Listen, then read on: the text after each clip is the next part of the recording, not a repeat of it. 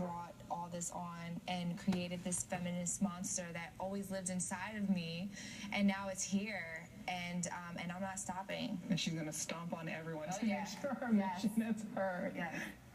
Still with me are Brittany Cooper, Emily Nagoski, and Michael Denzel Smith. Also joining the table is Dory Clark, Duke University adjunct professor and author of Reinventing You, Define Your Brand and Imagine Your Future. So let's just start with, what do we think about the slut walk as a strategy for resisting sexual shaming?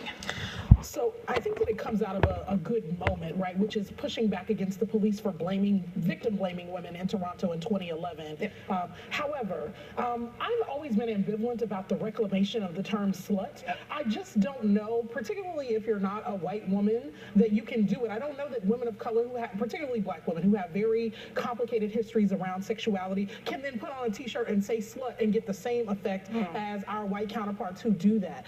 So while I'm really excited for Amber Rose to have this conversation about slut shaming, which I think is incredibly important, I think that Wiz Khalifa and Kanye did her totally wrong, and so she has the right to sort of reclaim space and talk about that, but we need a more complicated narrative, because I don't think the young black women, young women of color who are following her example can be empowered to reclaim this word in the same way. Yeah, right. I mean, so I'm a sex positive feminist. I like the idea of a reclamation of sex positivity. I'm not sure if slut does it, right? But I also know that there are other words that we've reclaimed that have been troubling. We've reclaimed queer at times, and even the N-word in various